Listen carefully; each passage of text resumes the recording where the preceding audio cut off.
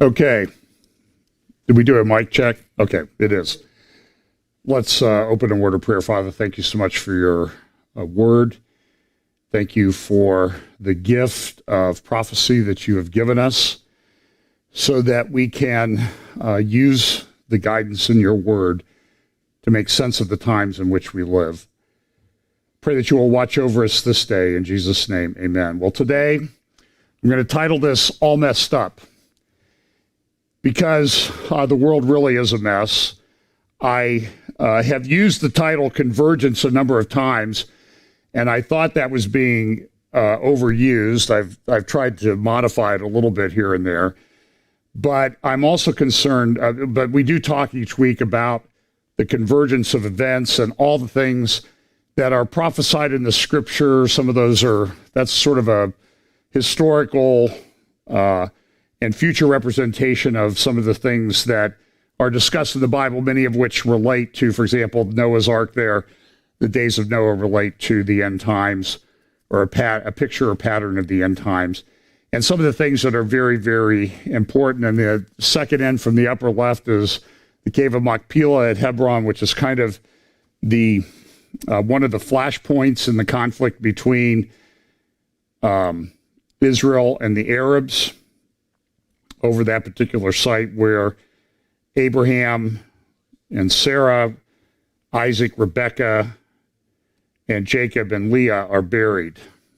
And it's one of the most important historical sites in Israel. But so there's just this convergence. It seems like everything is in play. I also thought I almost titled my update today Concatenation, which means a series of interconnected things or events. That's clearly the type of world that we live in today. Here's a graphic, for example, that shows the interrelationship between different parties in the Middle East and major countries in the world. So, for example, you'll see the United States on the left, and wherever there's a green line, they have a good relationship with that particular country. And these things change all the time. But this is just one little example of how everything is interconnected. I could do a similar graphic for all of the different groups, Islamic State and all the different terror groups and other organizations in the Middle East and countries and how they interrelate. And it's pretty clear that whenever you try to go down and explain how everything is connected today, you might start with a couple of straight lines, but you pretty much end up with a bowl of spaghetti at the end, because everything is interwoven and very complex. But it certainly is a very disrupted world. I'm going to open today with a couple passage of scripture that I think sort of sets the stage for some of the things I want to talk about today, which of course are all related to COVID, the economy, Middle East, and things that are happening. So I want to, so I'll start with some passages in Daniel chapter 12. Daniel chapter 12, verse 1. And at that time shall Michael stand up, the great prince which standeth for the children of thy people. And there shall be a time of trouble, such as never was since there was a nation, even to that same time.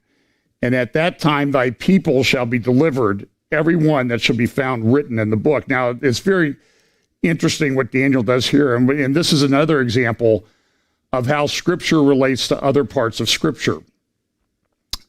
Somebody once described the Bible as the first hyperlinked book ever written, because you have 66 books by roughly 40 different authors.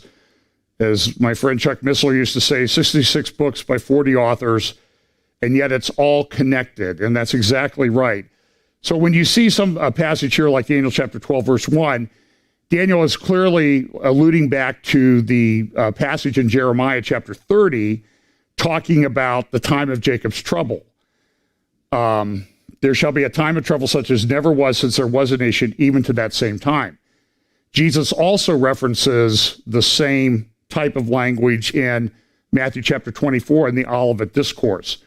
So my view is, just to be clear, is that the time of Jacob's trouble and the Great Tribulation occur after the middle of the 70th week, which Jesus identifies as the abomination of desolation in Matthew 24, verse 15. And then down about verse 21 or 22, he says, and then shall be a time of great tribulation. That time of great tribulation follows the abomination of desolation that he referenced in Matthew 24, verse 15. I know that's some people disagree with that, and that's okay. I'm always I think people are entitled to disagree with me and be wrong. But I do think that the connection, the description of the language, a time of trouble such as there never was, relates to Jeremiah chapter 30, the time of Jacob's trouble. It is a time, I think in that passage, it says a time like no other, and the Great Tribulation. But I think this is important in these rest of these verses in Daniel chapter 12. And there are also similar verses in Daniel chapter 11. And many of them that sleep in the dust of the earth shall awake, some to everlasting life, and some to shame and everlasting contempt. And they that be wise shall shine as the brightness of the firmament, and they that turn many to righteousness as the stars forever and ever. Daniel 12, verse 4. But thou, O Daniel, shut up the words and seal the book, even to the time of the end. Many shall run to and fro, and knowledge shall be increased. Now, a lot of times there's, I think, a surface meaning of that passage, which talks about just general knowledge and information will be increased in the end times.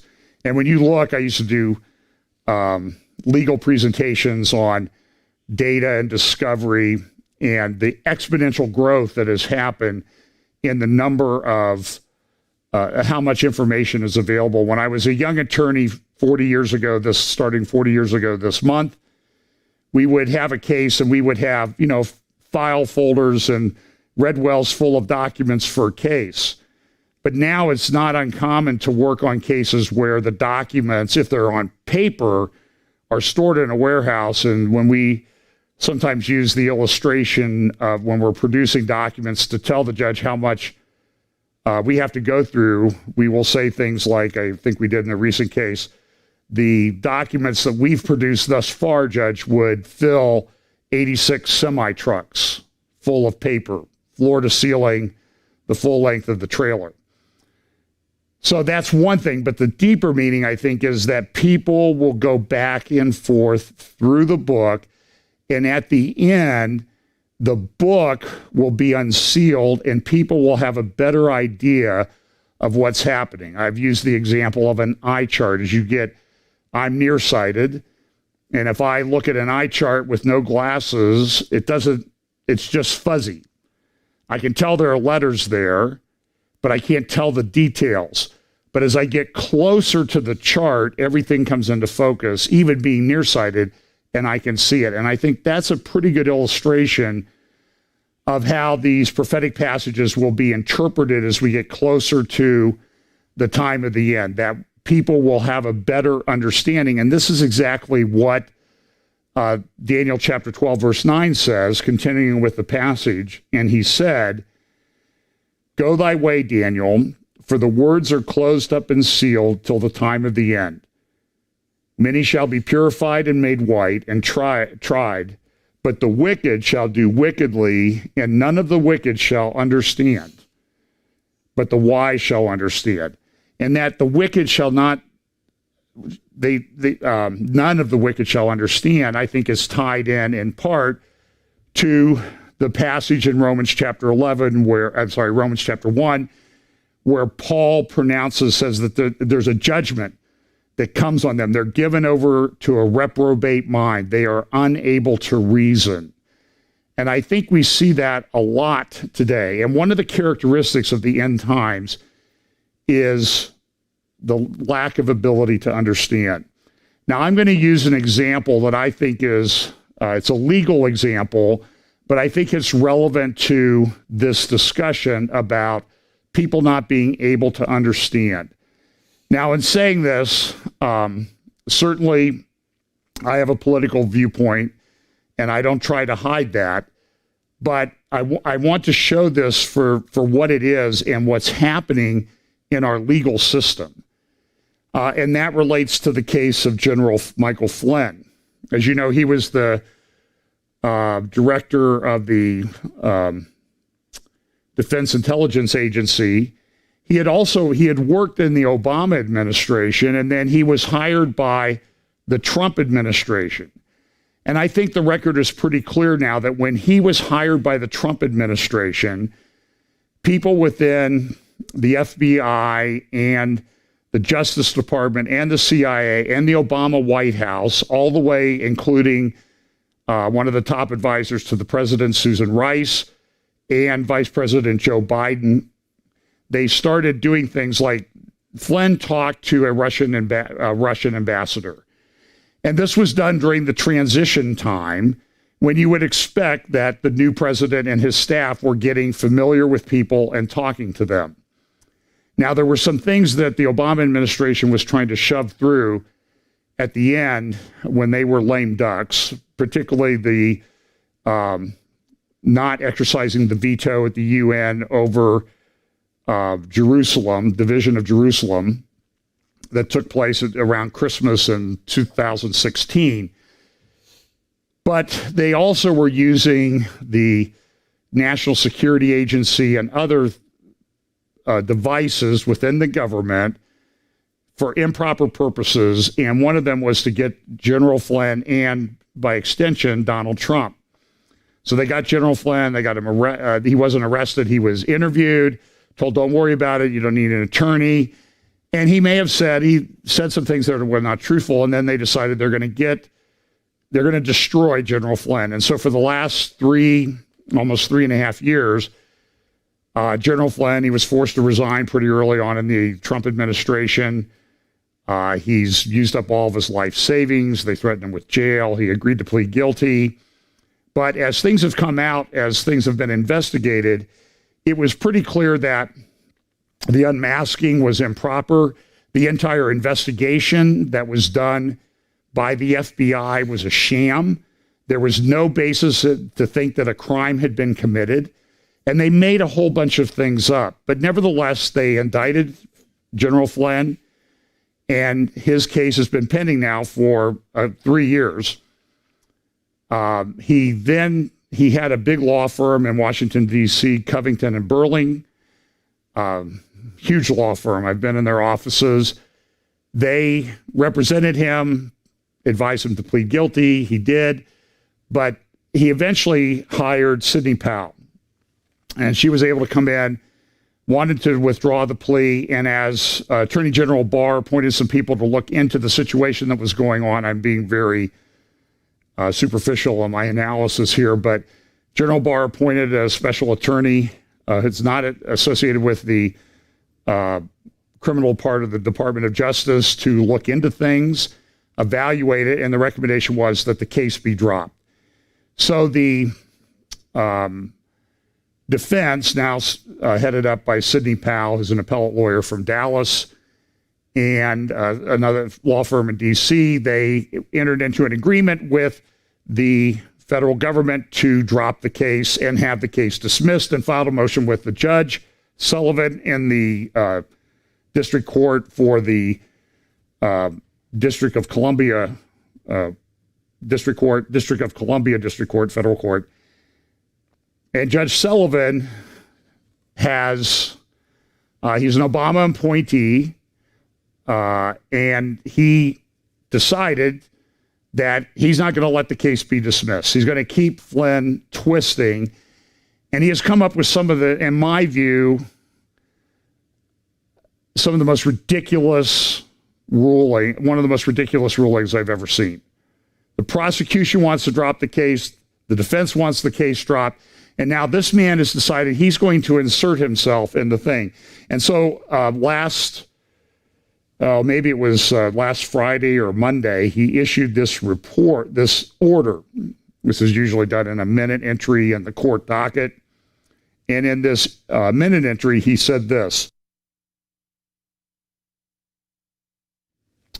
ordered that the court exercises its inherent authority to appoint the Honorable John Gleeson, a retired district court judge, as amicus curiae, friend of the court, to present arguments and oppositions to the government's motion to dismiss. Ordered that the amicus curiae, the retired Judge Gleeson, shall address whether the court should issue an order to show cause why Mr. Flynn should not be held in contempt. And it is clear that the judge is overreaching. Now, Flynn's attorneys filed a motion with the court. There was also an attempt by a number of people. They called themselves the former Watergate prosecutors. There were 2,000 former federal Department of Justice attorneys who signed this petition. The Watergate prosecutors moved to intervene, and Sidney Powell and her team filed this this motion to strike it. And then in the yellow highlighted text, you can find all of this online, all court documents. After an indictment is unsealed, it's always available online. There's never a case where it's not. And when somebody's arrested, or all the people in a conspiracy are arrested, then the indictment will be unsealed.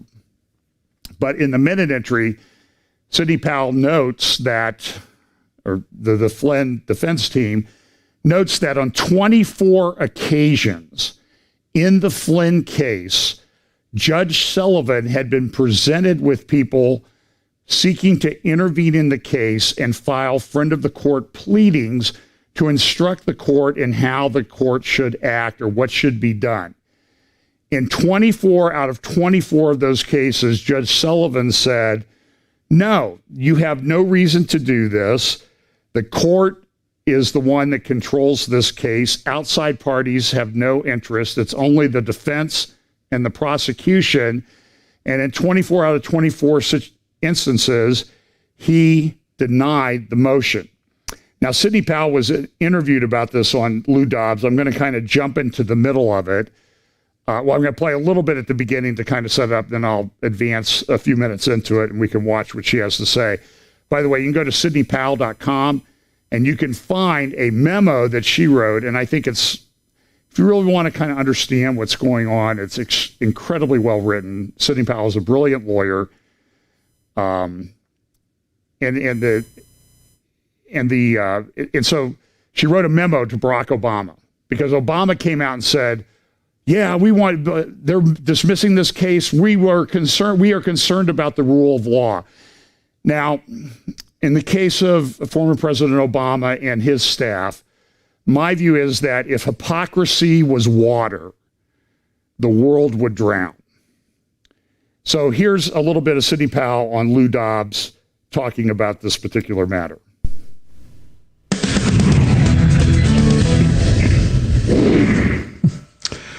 Senator Judiciary Committee Chairman Lindsey Graham is quite a fellow. I'll just leave it there. He doesn't have the courage to call out Obamagate for what it is. Take a look at his outrage on the deep state and radical Dems' efforts to overthrow President Trump.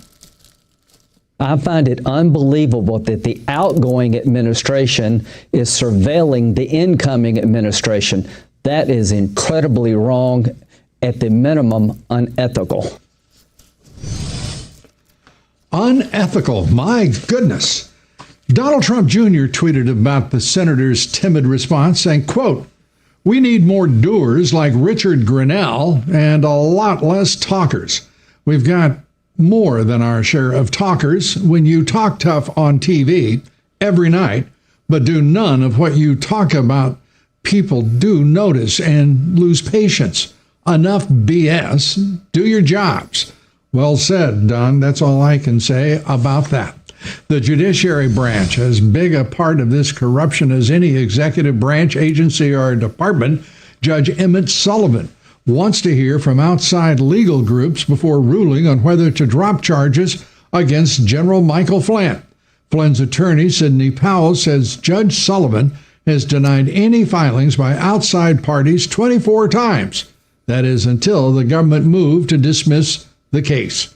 She says that we all know exactly where this is coming from. To guide us through this, joining us tonight is Sidney Powell, former federal prosecutor and defense attorney for none other than General Flynn. Sidney, great to have you with us. Your comments, as usual, are spot on, and you identify much of the issue. This is to see these names. These are some of the top officials of only missing is President Obama's, frankly, when you go through the list of the White House. This is stunning stuff. You had to be even surprised the vice president, the chief of staff of the White House, are on that list. Well, actually, no, Lou. Unfortunately, I was not surprised. There are some names I wasn't expecting because it goes a lot more broadly than I realized, like people in the Treasury Department and all of that.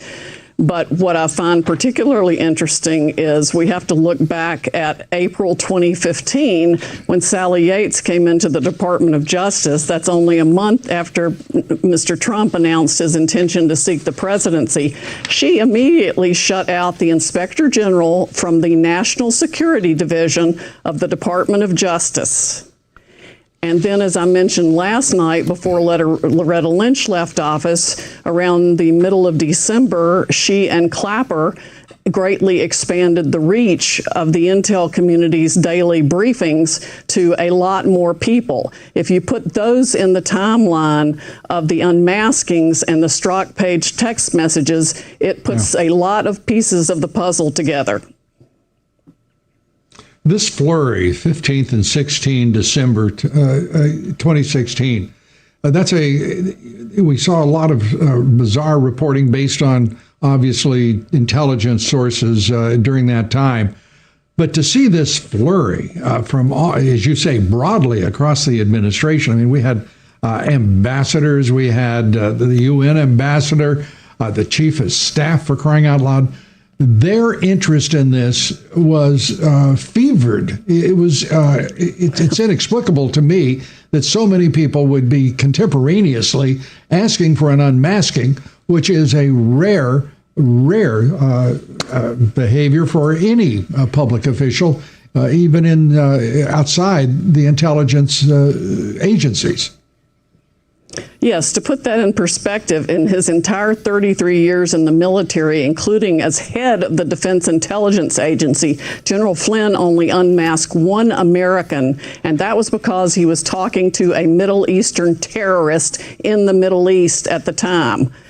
And this entire scenario is absolutely atrocious. It's criminal. The more they found that General Flynn was innocent of anything, the more evidence the FBI came across that exonerated him of anything, the harder they worked to set him up for whatever they could make up against him, including all of the unmaskings that you see and how widely it went. Well, it's so broad, and they intensified the smear campaign at the same time. Absolutely. Yes. But to broadly, yes, and that's when they started escalating the smear campaign. Right, and to so broadly and feverishly deepen this request for unmasking of General Flynn. It makes it it's on its face. It is political. It is driven purely by politics. It's extraordinary. Your thoughts about why the judge is not reacting to this instead of a dog whistle from a former president, and suddenly Judge Sullivan is a friend of Friends of the Court briefs. Well, of course, this is just broken. I haven't even had a chance to study it all myself. Hopefully the judge will see what is actually going on here and respond accordingly. There are all kinds of legal issues that are raised by the order that he entered yesterday requesting brief of amici, and we intend to address those fully in whatever forum is most appropriate. What forum can you anticipate? Judge Sullivan is looking foolish here, as well as incompetent because he has had a fraudulent case in front of him now for how many years? And he has not interceded and said to the prosecution, you're trying to defraud my court, and I take that personally. But that has not been his response. It has been to be complicit with the prosecutors in carrying out a travesty against General Flynn. Well, it's been going on for 3 years now, as you know. It's only since last June that the truth has started coming to light with the filings our team has made. And I really thought that he of all people, who is the judicial hero of my book, License to Lie from 2014, would have gone and been very aggressive about the prosecution's Brady violations. But so far, he's adopted the government's position on everything, and that can't keep standing in light of all the Brady violations that are disclosed by the government within the last 10 days to 2 weeks. So when she talks about Brady violations, just so you know, there's the Brady rule in federal criminal prosecutions, and essentially it says that the government has an ethical, legal obligation to turn over to the defense anything that might exonerate the defendant. Now, having been through some of these cases before, generally the stock answer from the federal prosecutors is, well, there is no Brady material. That's why we indicted the person. And then they will do things like when they were ordered, a case I was working on, they said, okay, well, we will identify the documents that might be Brady material. And we got a spreadsheet that was 2,750 pages long with about 40 entries on each page of documents that were located in boxes in a warehouse. And, just to print off we put a 1 page of documents we were able to find on a pallet and brought it to the judge. So this is very common, but there have been many, many cases that dismissed in the federal courts because the government has committed Brady violations. And there are Brady violations by the truckload in this particular case. It's coming out clear. So Sidney Powell was brought in. She replaced Covington and Burling. Judge Gleason, retired Judge Gleason, was appointed to file this amicus brief with the court. It's interesting that he is a partner at the firm Debevoise and Plimpton in Washington, D.C., who is the attorney that represented the Sally Yates that Sidney Powell mentioned, who was the one who shut down the inspector general when she was working. And she's the great protector of everybody's rights. So now her attorney is now going to be presenting something to the court. And it's interesting when you look at the brief that Sidney Powell filed and the defense team filed, they did not mention this case that was just decided last Thursday, May 7th or 8th, a unanimous Supreme Court decision in the case of U.S. versus Sinning, Smith. Justice Ginsburg wrote the opinion. So here is you want to talk about the end times, John Haller citing Justice Ginsburg opinion with approval. And essentially what Justice Ginsburg and the entire court provided in the Sonnenberg case was that the court should not be asking for these amicus briefs to be filed, this friend of the court briefs, that the only people that are really should be involved in the case are the litigants. Now, this case involved an immigration law. Of course, all the immigration law groups were wanting to get their say in the court, even though they were not a party to the case. So what happened was that there were 3 groups. There were immigration law firms, activist left-wing law firms, and were given opportunity to file amicus briefs in that case. And they had not filed anything in the lower court, the district court. It was on appeal at the Ninth Circuit. And we all know, we can all make comments about the Ninth Circuit and some of the crazy things that go on there. So what happened was that at the Ninth Circuit, it was bad enough that in the oral argument that was going to take place in front of the Ninth Circuit, The activist groups were given 20 minutes to argue their position, even though they were not a party to the case. And the defendant who had a lot at stake, the defendant's freedom is at stake, the defendant was given 10 minutes to argue in front of the Ninth Circuit. Well, the Supreme Court said, this is nonsense. And in her ruling, Justice Ginsburg correctly noted the appeals panel departed so drastically from the principle of party presentation as to constitute an abuse of discretion. And they went in, and she noted this: in short, courts are essentially passive instruments of government. They do not, should not sally forth each day looking for wrongs to right. They wait for cases to come to them. And when cases arise, courts normally decide only questions presented by the parties. And that's true. The Wall Street Journal noted the 9-0 ruling doesn't bode well for Judge Sullivan on appeal, and it makes us wonder if in his rage at the prosecution, he has lost his legal and maybe emotional bearings. And this is something I've said over and over again, that the pursuit of justice has very often become, in the United States courts, because of the way our culture is and this adoption of postmodern thought and thinking that my truth, your truth is your truth, my truth is my truth, you can't criticize my truth, that people appeal to feelings. There was also a D.C. Circuit Court of Appeals case, the Fokker Services case that was decided a number of years ago that cites this. And it's interesting that the Flynn defense team did not cite the Supreme Court case when they made their filing on Tuesday, because the decision had just come out the previous Thursday or Friday, and they may not even have been aware of it. But Judge Sullivan has been on the bench for a long time, and he's dismissed cases for similar things. So in that case, the Fokker Services case, what they had was a deferred prosecution agreement, and the court decided, well, we don't really like the deferred prosecution agreement. We think that this should go forward. And the D.C. Circuit, which is the circuit which governs the court in which Judge Sullivan sits, said, nonsense.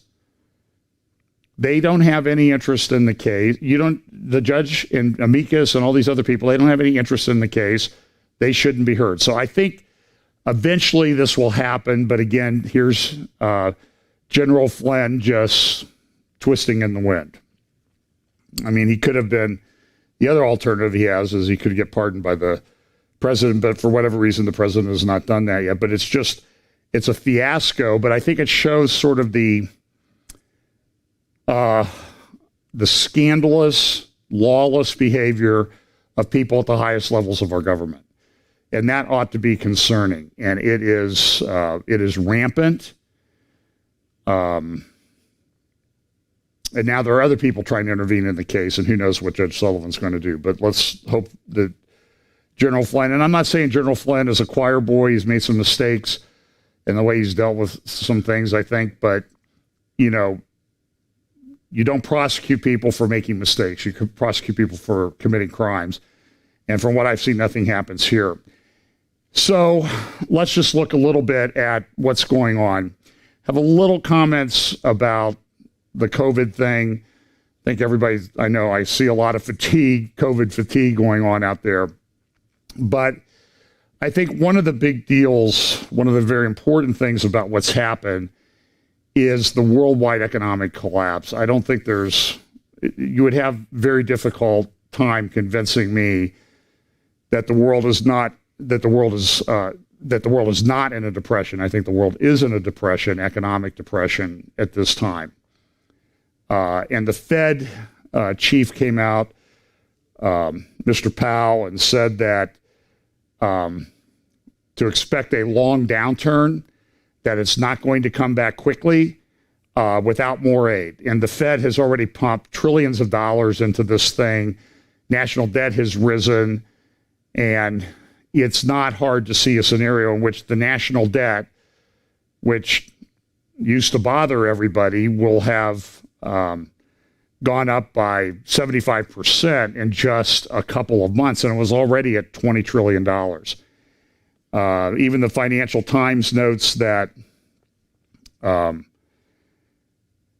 extra stimulus is needed, but people are warning about the debt load. And part of the problem we had was the world was this great economy that everybody wanted to point to was fueled by debt, huge corporate debt, levels of corporate debt never seen before. We never learned the lessons of the 2008-2009 financial crisis. Fed kept pumping money in, and the fundamentals were all wrong, and eventually that bubble's going to burst. We don't know exactly how it's going to burst, but it's clear that it has burst now. The Fed issued a report this week, their financial stability report, really just goes to, but they say the most cited potential shocks over the next 12 to 18 months, COVID-19, efficacy of global policy response, corporate debt, credit cycle turn, U.S. election, market structure, geopolitical risks, household consumer debt. All of this stuff is exploding, and they're just ranking them as to what they think is the most likely cause. Note up here at the top where it says, finally, geopolitical tensions were cited frequently as a medium to long-term risk. A few contacts noted that the COVID-19 outbreak could amplify tensions and accelerate a shift away from multilateralism. Respondents also highlighted the risk of heightened trade tensions and the possibility that the virus and its fallout could accelerate global leadership changes and amplify political uncertainty. And that's true. There are a lot of political careers that are at great risk. I see, even as the medical part seems to be getting more under control, manageable, they developed some new treatments. They figured out maybe some of the things they thought how they were going to treat this virus and the severe complications that come to a very small percentage of people, but that are very severe that were, the fear was they're going to overwhelm the acute care facilities, and in some places they did. But as that sort of seems to be in a manageable state, the one thing that you don't see is you don't see these governors walking anything back. Governor Newsom out in California, Mayor of Los Angeles, Governor Wolf in Pennsylvania, and elsewhere, they're talking about long-term lockdowns, and there are all sorts of things that are being done. My particular concern is this bill, H.R. 6666, the TRACE Act, that is to set up people to trace contacts and that type of thing, but opening the door to people coming in people's homes, and there's huge Fourth Amendment issues. I don't know if it'll pass. It's in committee right now in the House of Representatives, but you can be sure that the House of Representatives is going to pass that particular bill. But Governor Wolf, particularly, I saw some quotes of him the other day. I don't have a copy of him here, but he was just talking about we're going to do these really severe draconian lockdowns, and it's wild out there. I was trying to buy some meat at the store the other night, and the lady for 5 minutes, she was looking at 3 packages of meat, so I stood my social distance. And I finally asked her, I said, could I help you, or could I get you some help? And she turned around and leashed into a tirade with me. And it was, it was pretty unbelievable, but everybody's like on a knife's edge out there. And I think it's going to be a problem. But the things that are happening, stores, factories hit by lockdown, retail sales way down, industrial orders way down. Germany is descending into a recession. Everything seems to be falling apart. For example, change in retail sales from a year earlier. In clothing, those sales are down 89%. These are numbers that nobody has ever seen before, even in the Great Depression back in the late 20s, early 30s. Furniture and furnishings, 66%. Electronics and appliances, 65%. Health and personal care, down 10%. And that's one of the other problems that they have is that a lot of malls, strip centers, retail businesses and stuff they're never going to open again. Here's an example. Retail and food service sales. In April alone, they were down 16%. You can see that at the height of the 2008 to 2009 recession, they were down about 4%. So the decline is over 4 times greater in just 1 month. Supply chain problems, you can read all about that. I know I went to one of the local big box discount warehouse stores, and meat that was $7.99 a pound is now $12.99 a pound. And they said, it was Costco, and they said, look, we're just passing along what we're getting from our suppliers. So there are people trying to shift supply chains and everything, some very innovative things being done, but it's going to be disruptive for a while. And some of these meat processing plants are concerned about reconfiguring the workspace so people don't get sick. And it is a legitimate concern, I think, of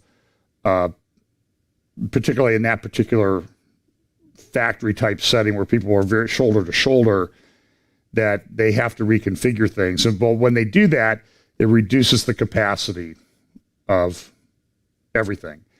Over time, I'd stop at Burger King every now and then and get something. And so we like their milkshake. So maybe once a week we'll go get a Burger King milkshake. And he said, I don't have any. I said, well, when are you getting them? And he goes, this was a week ago. I'm out of 22 items on my menu today. And I'm told by my supply people at Burger King, I'm not getting anything for 10 weeks at least. So I don't even know if that fast food chain will stay open. I saw that 20% of Wendy's were out of hamburger. So this is a huge problem. Job losses are way up. We've gone up to about 35 million over the last 6 weeks. One of the countries that's cited often is Sweden. That Sweden didn't really lock down. They did put some restrictions in place, shouldn't get together in groups greater than 50, but people stayed home. They left elementary and middle schools open, but they shut secondary schools. And there were some issues. Their death rate was higher. It's still, a small percentage of the overall population, but their death rate was higher than Finland and Norway and some other countries. But the other thing too, though, is you can look at the trend for retail and recreation. They have here Sweden compared to Norway, I think is one of the gray lines. And you can see that their activity, everybody went down. And so even Sweden, which did not shut down as much or very little, they've still had a bad economic performance, very similar to all the countries around them. It says here, the Swedish central bank predicts the country's GDP will contract by 7 to 10% this year, an estimate on par with the rest of Europe. The EU Commission says EU economy will contract by 7.5%. I think those are optimistic numbers. Another thing that's happened, and this is kind of sort of one of the inexplicable things, there are a lot of theories out there as to why this happened, is healthcare. Healthcare was essentially shut down. Everything was devoted to this coronavirus. They didn't set up other proceedings. And so what's happened is, small medical offices are struggling. They haven't had any revenue for a couple of months. They're starting to open up. And, now you go. I went to the dentist the other day, and you got to get your temperature checked, and you have to sign these papers and these waivers. And they have this little isolation pod where you got to go before they let you go back to get your dentist, your teeth cleaned or whatever. But so hospitals are struggling. Even the Mayo Clinic this year is predicted to lose close to $1 billion.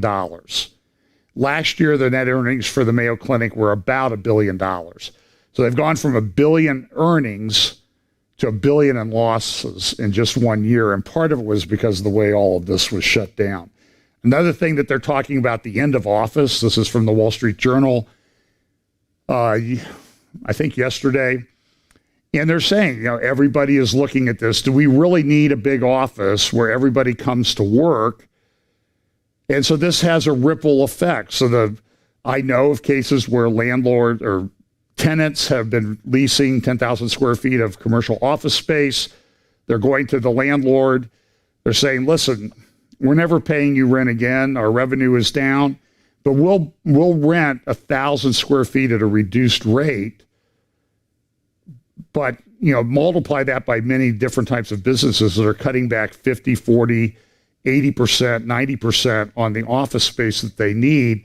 And that has a ripple effect through the commercial real estate market. So people are predicting big declines in commercial real estate up to 40%. And that might be somewhat optimistic.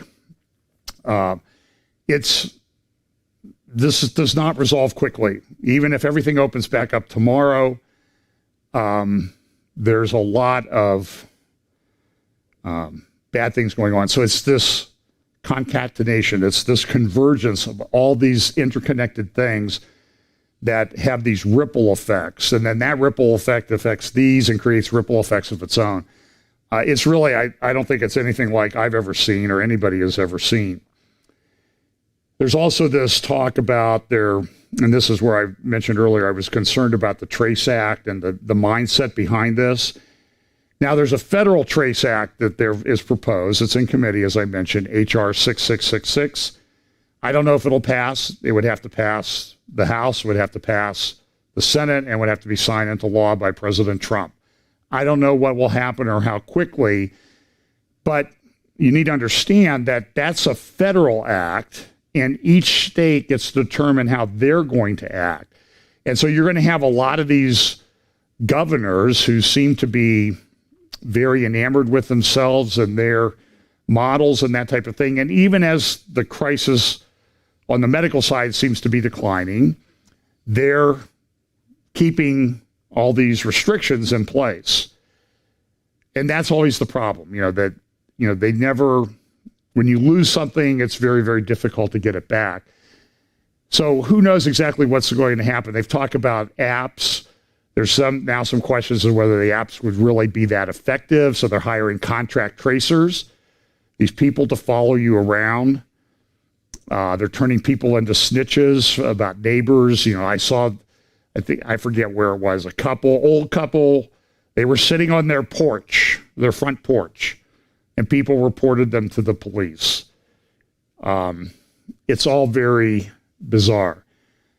President Trump has talked about a vaccine. We're going to get it done. We're going to get it done quickly. But now even experts are saying, I don't think it's going to happen. When Fauci testified in front of Congress the other day, he said, he thought they would get a vaccine, but he didn't know how quickly it would come. And then he made a couple of comments that were, one, there's no guarantee that the vaccine is actually going to be effective when we get it. And he also talked about the fact that the vaccine might actually cause somebody to get something when they're infected with this again, they would have a worse reaction because of the vaccine. So my personal view is right now is with the opposition to this, I don't know that there will ever be a vaccine, but regardless of what the federal government does, you have all these state governments and local governments and departments of health and all these various states that they're doing what they want regardless of what the federal government says. So this is a huge problem, and it is impacting liberty. And it is one of these things that regardless of how the virus originated, how it spread, whether it was intentional, unintentional, lab created, not lab created, the fact of the matter is, look, there was a problem, but everything fell under the rubric, never let a crisis go to waste. And there were a lot of people with with similar but different agendas that rushed in to fill the space. I've showed you pictures of the World Economic Forum, which rolled out or populated and continues to populate its website, the strategic intelligence part of its website, with hyperlinks and videos and articles and that type of thing. I'll cite one of those in a moment. And so if you want to know what the people that want to have global governance want to have happen, go check out that website. It's available largely for free, and you can track and you can find out what they're thinking and what they're saying, what they're analyzing it. And some of the information is actually good, solid information, but they're using it to further their globalist agenda. And in the other category of never let a project go to waste, Project Syndicate, the World's Opinion page, there's a magazine, and the title of the article is The Crisis of a Lifetime. And the title of the article is based on a quote from the interview that they conducted with George Soros. And we all know what Soros is about. And in it, he was asked, "You have seen many crises, Mr. Soros. Is the COVID-19 pandemic comparable to any previous one?" And Soros said this: "No. This is the crisis of my lifetime." Now, this is a man who's 90 years old, roughly 90 years old. He lived in World War II, had some pretty shady things, I think, that he did in World War II. So here he is saying, this is the crisis of my lifetime. Even before the pandemic hit, I realized that we were in a revolutionary moment where what would be impossible or even inconceivable in normal times had become not only possible, but probably absolutely necessary. Now, when Soros says something like this is pretty frightening. And he concludes, "And then came COVID-19, which has totally disrupted people's lives and required very different behavior. It is an unprecedented event that probably has never occurred in this combination. And it really endangers the survival of our civilization." He was asked then this: "Will this crisis change the nature of capitalism? Even before COVID-19 led to the current catastrophic recession, the downsides of globalization and free trade were attracting greater attention." Soros responded, "We will not go back to where we were before when the pandemic started." Let me say that again. "We will not go back to where we were when the pandemic started. That is pretty certain. But that is the only thing that is certain. Everything else is up for grabs. I do not think anybody knows how capitalism will evolve, even in the European Union." And one of the theories about the final beast empire is that it comes from some reconstitution of the revived Roman Empire in the European Union. And it's very interesting that there's some things going on in the EU right now.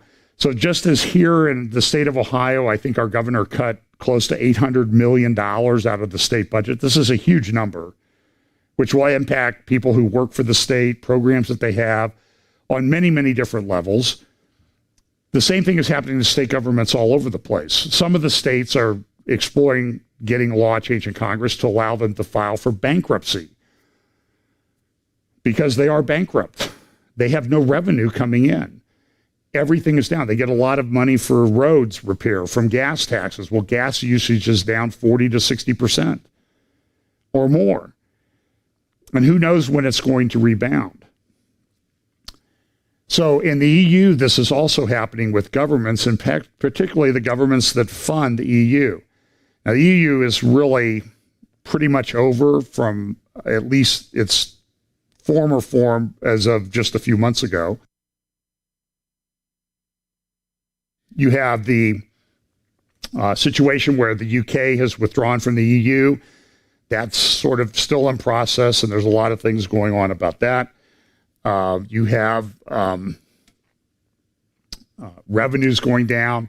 When Italy and Spain had problems, the Northern European countries, which have a better economy, really didn't step in to help.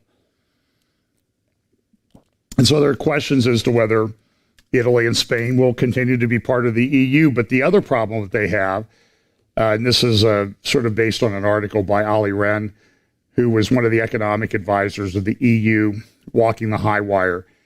But within the EU elites establishment, they are talking about the fact that the EU dream may be over.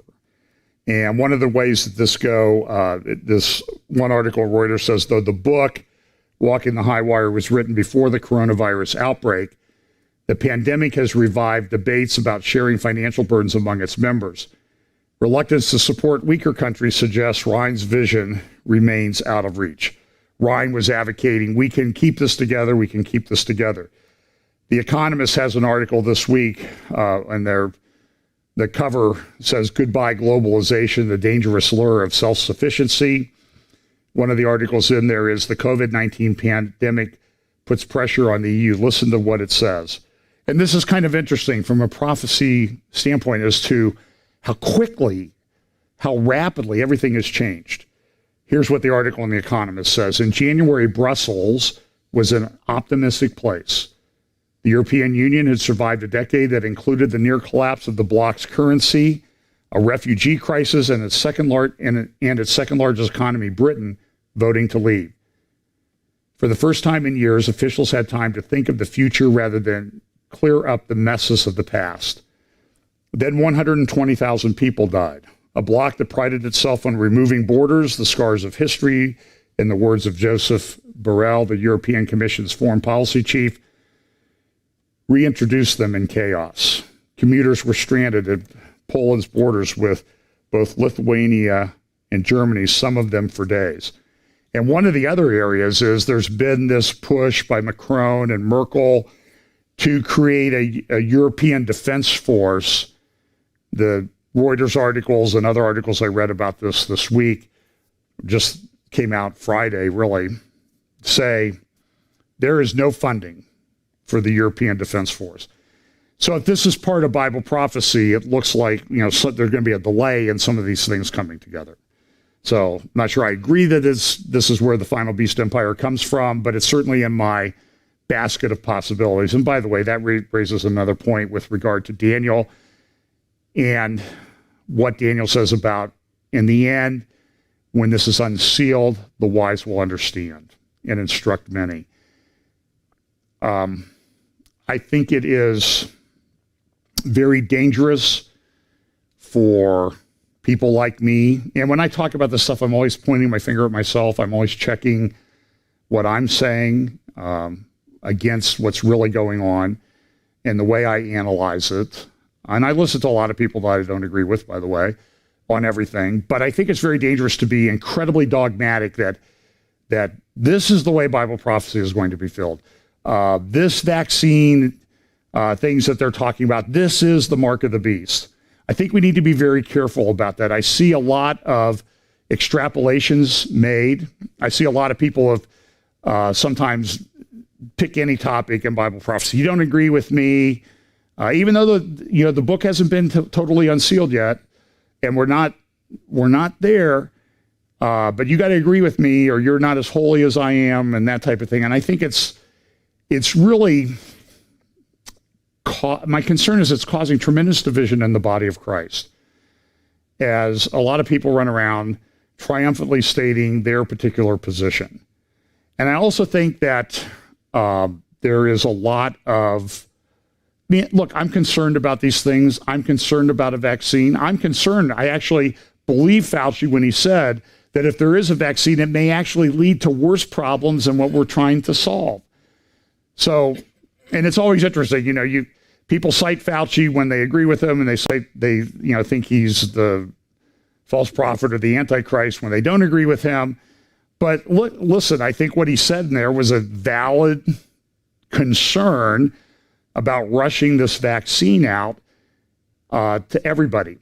There's also questions about whether the vaccine can be forced on people. In the school context, there's an old U.S. case, Jackson versus U.S., I think it is, from 1905, a Supreme Court case. And that case said, yeah, we can make vaccinations mandatory for school attendance. So people that want to force the vaccine on people, they'll cite the Jackson case and they'll say, see, we can force you to do this. We can force you to take the vaccine. Now, I think they're going to have to put in legislation. It's going to have to go through committee. It's going to have to go through the House, the Senate. It may have to be done on the state levels. I just don't see it coming together all that quickly. But I could be wrong. It could come together very quickly. But at least right now, the way I would interpret the law in the United States is that the forced vaccination or mandatory vaccination thing is, it is. I just don't think that it's going to happen right now. Nevertheless, I see people out there saying this is the mark of the beast, or this will certainly be the mark of the beast. And I think that's a very unwise thing to do when we don't know for sure what the mark of the beast here, particularly since there is no beast. I think we can all agree on some certainties in life these days. One certainty is that Jesus is coming back. Another certainty is that the Antichrist is not here yet. Another certainty of life now is that nobody ever changes their mind in a discussion on Facebook. And this is sort of one of my hopes is, and again, I'm pointing the finger at myself, is that your Facebook and other posts will be reviewed at the Bema Seat judgment. So need to keep that in mind. And, you know, it's very easy. Everybody's tense and everybody's responding angrily. So when we get to these things, and I think people need to be very careful to be accurate. I got a fair amount of heat recently where I said I did not think that this was the mark of the beast. And people were like, oh, it is the mark of the beast. It is the mark of the beast. You just don't understand. They're microchipping us. And I'm like, so on the quantum dot tattoo thing, I see that it's nanochips that they're injecting into you. I've read the technical paper, and maybe I'm reading it wrong, but the technical paper that describes what they're doing, it's a dye. It's not a nanochip. It's deposited in a pattern so they can determine that you had or did not have a particular vaccination. Doesn't have all your personal information tied into it. And the other thing, and this is just, maybe I'm a crazy lawyer, this is the way I think, because we have to always consider arguments. And I see people say, this vaccine, you won't be able to buy or sell. Well, okay, you have the burden to prove that you won't be able to buy or sell if you don't get the vaccine. Can you sit at home and order from Amazon and have the groceries delivered to your house? That would seem to be that you're able to buy and sell without this vaccine. So I think there's some things, there's more to it. This is certainly setting the stage, but I don't think we're there where people should be saying, this is that which was prophesied. This is the mark of the beast. And I think the other thing in Daniel, it says there will be men who will understand. The plural, not going to be one individual person. And I think we need to read articles very carefully. I saw a number of articles where they were talking about a company that was going to put together pre-filled syringes, plastic syringes, and along with the one option with the pre-filled syringe would be an RFID chip that would allow them to track where the vaccination was given. This is what the technical paper said when you read it. And immediately I saw a whole bunch of articles being written. They're going to inject us with RFID chips when they give us the vaccine. And that's not what the article said. So I really think that we can be concerned about this. I certainly am. But we also need to be people of truth so that we do not end up losing our credibility. So that's just sort of my comments today on COVID, the economic crisis. We are in a very serious economic situation, and you see things where people are concerned about mental health is going to be a problem. And now people are coming out with their models, just like there were models on how many people would die from COVID. Now they're going to talk about how many people will die from suicide or something else because of the economic downturn. So remember that it's the same people making up the models about COVID deaths that are making up the models about deaths from suicide and the economic depression. But we have a major problem. It is clear Sweden, US, UK, Italy, Spain. There's a city on the coast in Ecuador where there has been this enormous spike in deaths. And I'm not saying they're all COVID related. They may be COVID crisis related because people aren't getting health care. But I'm talking death rates, like I think in this city on the coast in Ecuador, death rates are up 400%.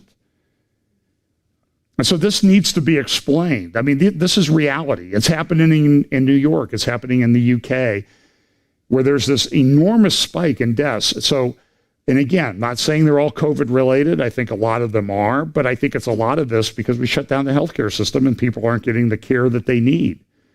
And it may be that people are stressing out too, and that's causing a lot of the problem. I think it's one of these things where we're not going to know for a while as to exactly what the impact of all of this was. So that's sort of my comments. Just a few more comments on some things. I always start these things, I think they're going to be short. I'm not sure what happens between that thought and the reality. Anyway, here's a report. This is from the Times of London. U.S. would lose any war fought with China in the Pacific. This is based on reports that the Times of London got from people who are participated in Pentagon-sponsored war games as to what was going on. This is a troubling thing, especially when I think you can make a very plausible case that we are in the midst of an economic war with China right now because of the way things are going on. So this is a big problem. Obama gutted the Navy and other parts of the defense establishment, and now we're paying the price. And I think that we live at a very tenuous time. I'm glad I'm not in charge. I'm glad I just get to sit here and cherry pick, when I disagree with people. Here's an interesting report.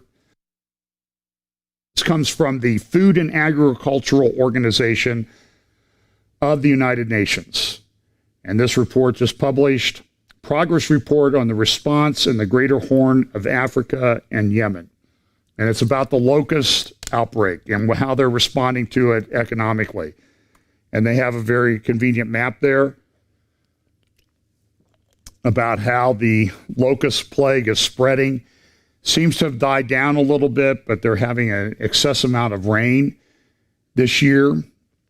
They're even saying that Jordan could have some impact later, could be threatened. And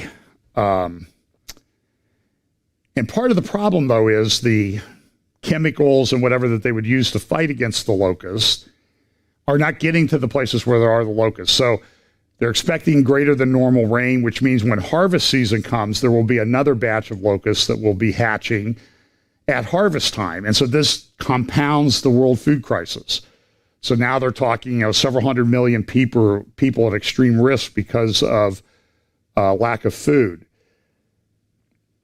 And what's happening, the reason they're not getting the things to where they need to be is because the supply chains are just totally disrupted and broken. So much so, in fact, this is a report from Vox. An unintended crisis, COVID-19 restrictions hit sea transportation. And as this notes, almost 80% of trade is carried by sea.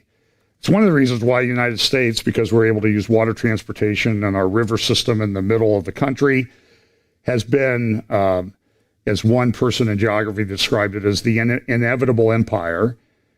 And here's just sort of a graphic of the different shipping lanes of the world. They go through some choke points and that sort of thing. If you've ever been to the port of Los Angeles and Long Beach, you see these massive stacks of containers that come in. And I'm always sort of viewed modern shipping and supply chains as a bit of a miracle, logistical miracle, that they're able to put. I had a case involving counterfeit tennis shoes one time. They were coming from South Korea, and they're put in containers, and they end up at all these different stores all over the United States. And if you ever seen the maze and stacks of stuff that are out there in Los Angeles and Long Beach, you know that there are many other ports like this. It's incredible that they're able to put all of that together. We have a rail yard here not too far from where I live on the west side of Columbus, and they have the trains, and there's millions and millions and millions of dollars of goods that go through that rail yard as they come in on a train, they're put on another train, and they're shipped here. It's amazing to me that it's a modern miracle. But back to the shipping crisis, this article on Vox says, is the current crisis different? It certainly is unprecedented in that it attacks the shipping industry on two fronts at the same time. Besides the steep contraction in demand, the industry is also faced with regulatory constraints disrupting its operations on almost all ports. The detrimental effects of local disruptions are multiplied as they spread through the network of interconnected shipping lines. The decline in shipping is affecting all sorts of supply chains, as I mentioned, including the one on how to respond to locusts. It's also causing problems. The drop in oil prices means less revenue for Saudi Arabia. Saudi Arabia is then having to cut back. Somebody said that the Saudi 2030 agenda or 2030 goals that they had, Vision 2030 is what Mohammed bin Salman, the Crown Prince, called it, is now vision maybe never. But they're still pursuing it. In Saudi Arabia, they're smart. The oil prices are down. They don't have the revenue, but what they're doing is they're taking money from their sovereign wealth fund and they're going out and buying all sorts of companies to come up. Michael Stevens, a Middle East analyst at the Royal United Service Institute in London, said Saudi Arabia is facing the hardest time it's ever been through. And that is a country that plays into Bible prophecy. We also have the situation in Syria. This was an interview that was on RT the other day with a person in the Syrian government. And he was talking about the conflict that's developing between Assad and Russia. This interview RT eventually took down, but there's been a flurry of editorials and opinion pieces and articles in the Syrian press and the Russian press going after Syria, the Syrian press going after Russia. So the relationship there is very tenuous. Russia, I think, is concerned that they got involved in this, thinking they're going to get the contract to rebuild a devastated country. But now nobody wants to contribute to the rebuilding effort because of the Assad regime and the corruption that's there, and people, why do we dump money into something that we know is just going to be stolen? Al-Sharq al-Aswad, which is a Arabic language newspaper published in London, has a number of articles on the front page. They talk about the rift developing between Russia and Syria. There was a Syrian MP who actually wrote on his Facebook page. He talked about the lion's anger at Putin, meaning that Assad is the lion. Russia's intervention in the Syrian conflict achieved joint Syrian-Russian interests in confronting the United States. The intervention did not save the regime, as Moscow has repeatedly claimed at various formal events, continued the MP. This member of parliament, Khalid Aboud, alleged that if Assad were to become angry, he can then pull the rug right out from under Putin, even in the Kremlin. Assad can dash all of Putin's glory and accomplishments. He warned that Syria can drown Putin in a long conflict in the Latakia Mountains, Haran, or the Syrian desert, describing the Russian troops as occupation forces. These are quotes from his Facebook page, translated. If Assad wanted to stand against Putin, the Russian president would not only be defeated in Syria, but Russia's expansion throughout the world will be curbed and Putin's name will be forever crossed out from Russian history. Another article by the U.S. envoy in that region, Envoy Jeffrey, said this: Russia is fed up with Assad and is showing flexibility to cooperate with us, meaning the U.S. Russia not getting the big contracts that it expected. Syria doesn't really have many resources. They have some oil, but of course the oil price is down, so that's not really worth anything. And remember, this has been kind of a tricky relationship. This was Vladimir Putin arriving at this air base in Syria back in December. I can't remember if it was December 2018 or December 2017. And he was welcome. And the interesting thing is, if you watch the video here, you'll see how Putin views Assad. So here he is meeting Assad. And then Putin is going to go to the podium and speak.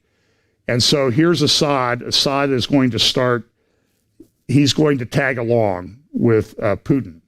And so here you see, this is kind of an interesting thing. Here's Assad coming, and he gets in. There's the Russian general who grabs his arm and says, no, buddy, this is Vladimir's moment, and you don't get to participate. And Russia has been, they've been in an expansionist mode in terms of influence.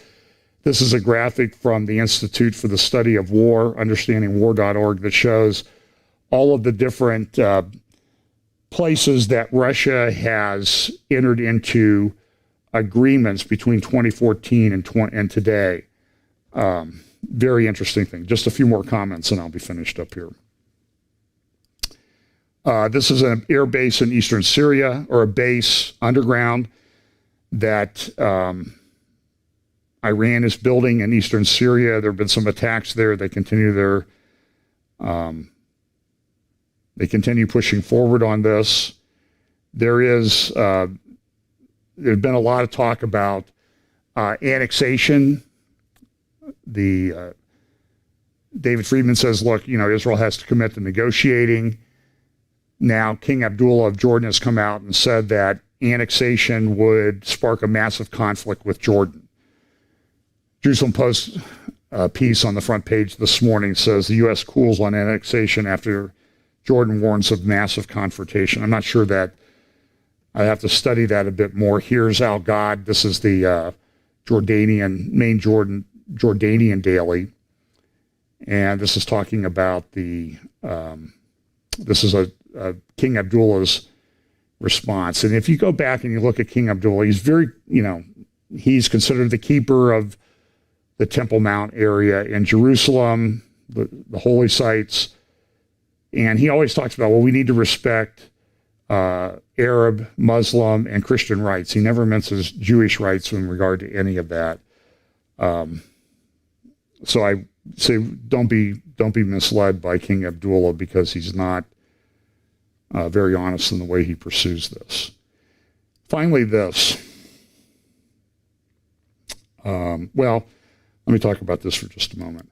This is an article in Foreign Affairs talking about the two-state delusion.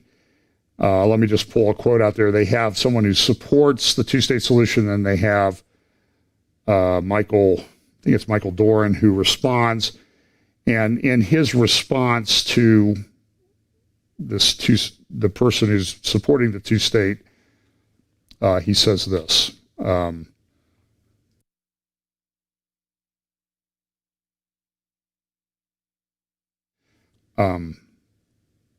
He says that, look, we need to keep things in context, and he doesn't think that there will ever be a two-state solution.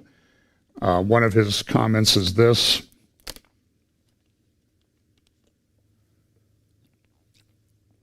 For the two-state solution to become viable, Hamas must collapse, Palestinians in Gaza and West Bank must craft a shared vision of the future, and then they must march in lockstep towards a compromise with Israel.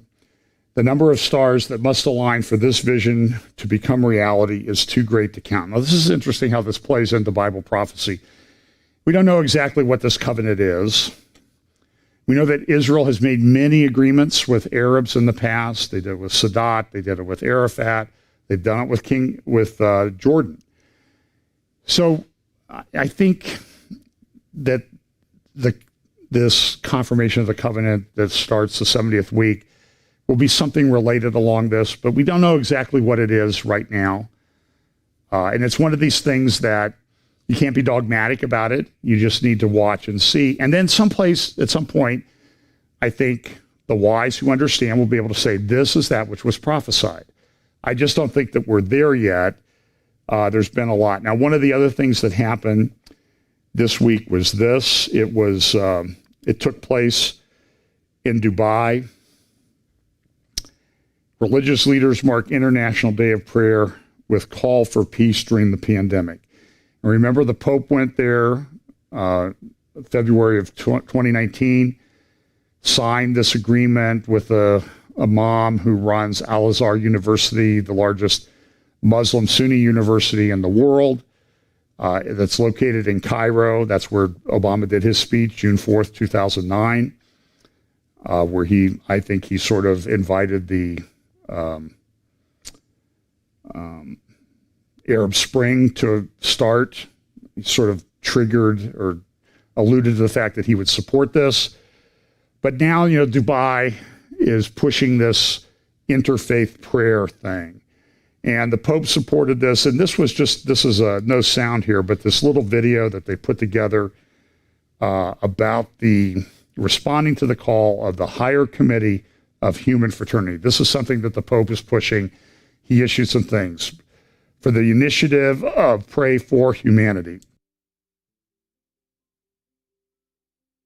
Various representatives of faiths in the United Arab Emirates have united to ardently supplicate to God with prayers. All different religions praying to end this pandemic. So you have these different people. You have Muslim, different sects of Islam, different countries. You'll see they have Buddhists, they have Jewish, they have Christians.